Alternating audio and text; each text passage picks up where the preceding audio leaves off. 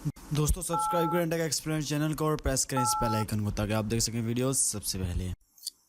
बिस्मिल्लाहिर्रहमानिर्रहीम, अस्सलाम वालेकुम फ्रेंड्स, आप देख रहे हैं टेक एक्सप्लेनर। मैं हूं रुहेल अख्तर और आज एक न्यू यूज़फुल टिप लेकर आपकी खिदमत में हाजिर हूँ। इस वीडियो ट्यूटोरियल में हम ये देखने जा रहे हैं कि हम अपनी हार्ड डिस्क को एज ए रैम कैसे इस्तेमाल कर सकते हैं एज ए वर्चुअल रैम। तो बढ़ते हैं आज की वीडियो की जानिब। देखिए जी, बहुत बार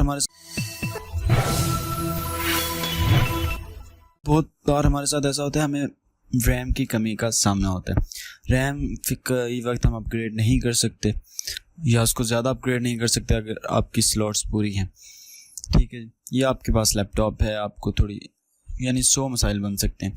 तो इस वीडियो ट्यूटोरियल में हम ये देखने जा रहे हैं कि विंडोज़ ने एक ऑफिशियली एक ऐसा ऑप्शन दिया हुआ है जिससे आप अपनी हार्ड डिस्क को एज ए रैम यूज़ कर सकते हैं। तो रैम का मतलब ही ये है कि वर्चुअल मेमोरी। ठीक है जी, तो मैं आज आपको बताऊंगा कि आपने कैसे करना है।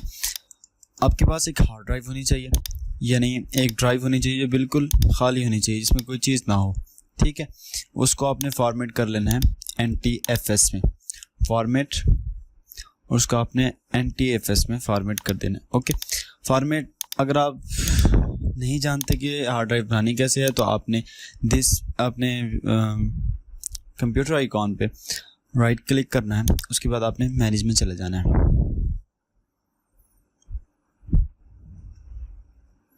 आफ्टर गोइंग टू मैनेज, यहाँ आपको डिस्क मैनेजमेंट मिलेगा, storage disc management. Disc management में आने के बाद जिस डिस्क से आपने मेमोरी निकालनी है उस पर आपने राइट क्लिक करना है और श्रिंक वॉल्यूम करना है, और उसमें आपने 10,000 20,000 यानी 10,000 आप सीधा लगा लेंगे 10 GB यानी 9 GB बनेगी, 1024 GB बनती है, 24 MB बनती है 1 GB में। तो यहाँ से अपने श्रिंक वॉल्यूम करके निकाल लेनी है। ओके, तो मेरे पास फिल वक्त मेरी एक SSD लगी हुई है 20 GB की, तो इसे मैं यूज़ नहीं कर रहा, तो मैं चाहता हूँ मैं ऐसे इसमें इस्तेमाल कर लूँ रैम में। तो मैं राइट क्लिक करता हूँ अपने PC पे और प्रॉपर्टीज़ में आता हूँ। प्रॉपर्टीज़ में आने के बाद ये कंट्रोल पैनल होम में आपको यानी राइट लेफ़्ट साइड में आपको कुछ ऑप्शन मिलेंगे। यहाँ आपने एडवांस सिस्टम सेटिंग पे क्लिक करना है, और एडवांस सिस्टम में आने के बाद ये आपको एडवांस में ले आएगा। यहाँ आपको परफॉर्मेंस टैब दिख रहा होगा। परफॉर्मेंस में आने के बाद यहाँ आपने सेटिंग पे क्लिक करना है। सेटिंग पे क्लिक करने के बाद यहाँ आपने आना है एडवांस में। एडवांस में आने के बाद यहाँ आपको ये देखें, ये नीचे टैब मिल रहा है वर्चुअल मेमोरी। अब paging file is an area on the hard disk that Windows uses as if it were RAM के तौर पर इस्तेमाल करेगी। ये ऑटोमेटिकली सिलेक्टेड होता है, मगर हम इसे चेंज कर सकते हैं। तो मैं इसे चेंज के बटन पे क्लिक करता हूँ। चेंज के बटन पे क्लिक करने के बाद मैं ऑटोमेटिकली को अनचेक करता हूँ। यहाँ जो मैंने हार्ड ड्राइव बनाई थी मैं इसको रीनेम कर लेता हूँ। रीनेम मैं इसको रैम के नाम से रीनेम कर लेता हूँ।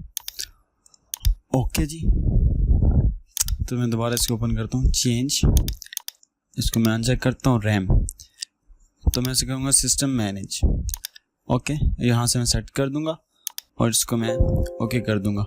ओके है ना जी, the changes you have made require you to restart your computer before they can effect। Okay, तो अब आपने इसको अप्लाई कर देना है। अप्लाई करने के बाद आपने इसको ओके कर देना है और फिर ओके कर देना है। मैं रिस्टार्ट लेटर करता हूँ, अभी मैं इसको रिस्टार्ट करने वाला नहीं।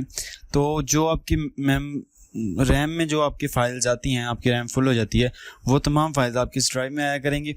तो मेरे पास वैसे है भी SSD की स्पीड भी ज़्यादा होती है, इसलिए इसे अच्छी तरह मैनेज कर लेगी।